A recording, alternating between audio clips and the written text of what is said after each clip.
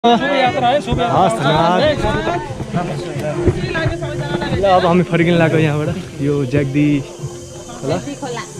खोला स्याङ्जा यहाँबाट बहिनीको घरबाट अब हामीले भात भान्जालाई अब भात खुवाएर अब यहाँबाट निस्किन लाग्यो टन्न खुवाएर भान्जालाई टन्न खुवाएर निस्किन लाग्यो यो मेरो बहिनी मेरो छोरो हो के माको भान्जो कस्तो लाग्यो त नि रमाइलो लाग्यो नि आज एडभेन्चर भयो एडभेन्चर भयो यस्तो भयो ज्याग्दी खोला फर्स्ट टाइम आएको हामी ज्याग्दी खोला अनि साह्रै रमाइलो ठाउँ रहेछ ज्याग्दी खोलामा माछा पाउँदो रहेछ माछा छोप्न आउनु होला यो हाम्रो यसरी हो सामान राख्ने अनि त्यसपछि हामी फर्किन लाग्यो स्याङ्जा जिपमाथि बस्दैछौँ यहाँ माथि वालिङ नपुग्दासम्म अगाडि बसेर बाइक यहाँ राखेर अब यसरी जाने हो बाटो कस्तो राम्रो छ मेरो भान्जी हो बाटो नराम्रो भए पनि हामीले यहाँ समात्ने यो जिपमा माथि बसेर तर यसो हिँड्नु हुँदैन भन्ने चाहिँ सरकारले भनिरहेको छ गाउँमा चाहिँ के खाली हुँदै जान्छ अनि भित्र बस्ने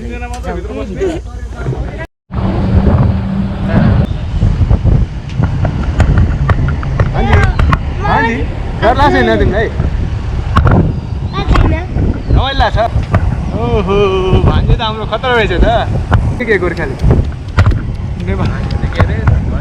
घन्टी हो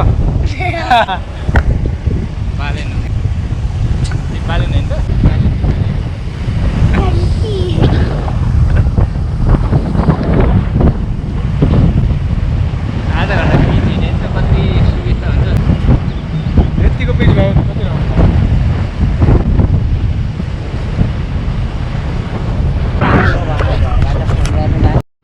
ज्याग्दीको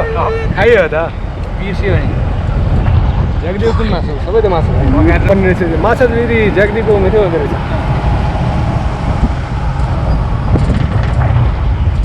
खोला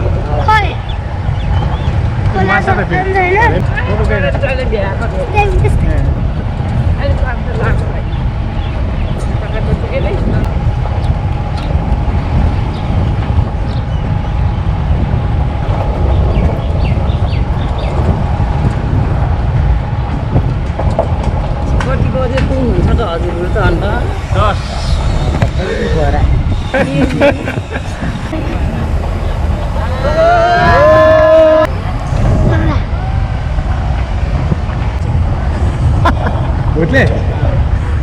यस्तो भन्यो के ह्यापी बर्थडे टु यु कता घरको गीत सुनाइदिनु यो त जगत हुँदै आउनु भयो नि त हजुर जगत हुँदै आउनु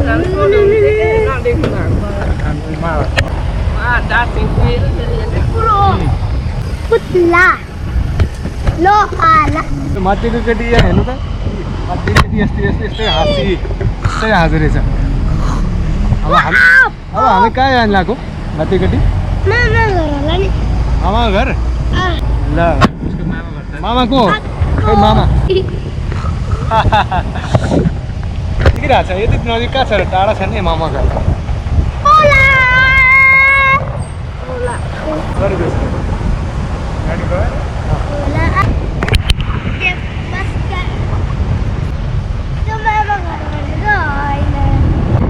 के छ बसले पानी खाएको देख्यो त्यहाँ बसले पानी खायो आशा पोखरीबाट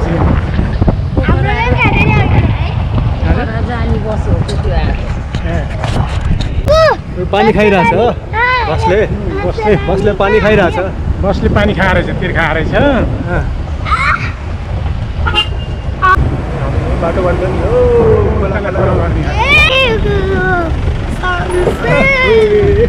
ज्याग्दी खोलाको छेउछेउ हिँडिरहेको छ ज्याग्दी खोलाको छेउछेउ हिँडिरहेको बाटो यस्तोलाई मोटरको बाटो बनाएर मोटर चाहिँ हिँडिरहेको छ यहाँ माथि हेर्नु त अलिकति तल बर्खामा अलिक ठुलो हुन्छ बाढी जाने यस्तो रहेछ यहाँ रिपेन रहेछ कस्तो सानो हो क्या यति सानो बाटोमा बाइक बस यत्रो ठुलो भएर झ्याक्दी खोला भनेको पहिला बाढी जाने होला भनेर होला स्विमिङमा कसरी गर्छ खोलामा स्विमिङ खोइ राजा है ओ बाख्रा त झन् बाटो बाटोमा हिँड्छ नि त बाटो बाटोमा हिँड्छन् झ्याक्दी खोलाको छेउछाउमा हिँड्दैछौँ हामी तल बस तल हो त्यसरी बस हामी जिपको माथि बसिरहेछौँ टियर आउँछ होइन जङ्गलको बिचमा टाइगर पनि देखिन्छ यस्तो घोप्नु पर्ने हुन्छ नि बियर त हुन्छ यो साधारण मुटु हुने मान्छे चलाउँछ पहिला त हिलो हिलो थियो जिप लिएर कता कता जान्छ भन्थे दोहोरो गाडी बास हेर्ने एउटा के रिजर्भ गाडी यहाँ अब धेरै गाडी हामी नआए भेटै हुन्थ्यो नि दोहोरो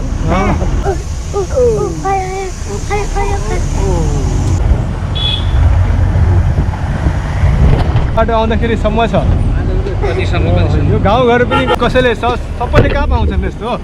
त्यसको लागि त गाउँ आउनु कुन गाउँ भनेर होइन जुन गाउँ गए पनि हुन्छ हराए पनि हुन्छ अनि त्यो निस्किँदाखेरि त्यो नक्कली निस्केको धन्न धन्न लडेर दिलो भनेर ठान्नु भएको छ यहाँ आउनुहोस् त अनि थाहा हुन्छ जङ्गल हो यो जङ्गलमा यो गाडी अब घाँसहरू काटेको छ ओहो गाउँ गाउँ भनेको गाउँ हो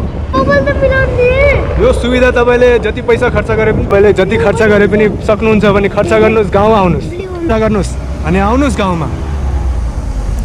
के भनेको तपाईँले गाउँमै हो कानमा लाएर फुल लाएर हिँड्नु पर्ने तपाईँलाई सम्मान गर्छन् यो सुविधा कहाँ पाइन्छ गाउँ अनि हावा बतास यहाँको सुगन्ध थाहा पाउनु भएको छैन यो ढुकुर भन्ने चिज हेर्नलाई त पाउनु गाह्रै छ त्यसैले गाउँमा आउनुहोस् हेर्नु यो सहरमा तपाईँले सिमेन्टको पाउनुहुन्छ होला काठको कहाँ पाउनुहुन्छ यो हेर्न चाहिँ रियलमा आँखाले हेर्नलाई कहाँ आउनुपर्छ गाउँ जोडी पनि हुन्छ यहाँ उडेको यस्तो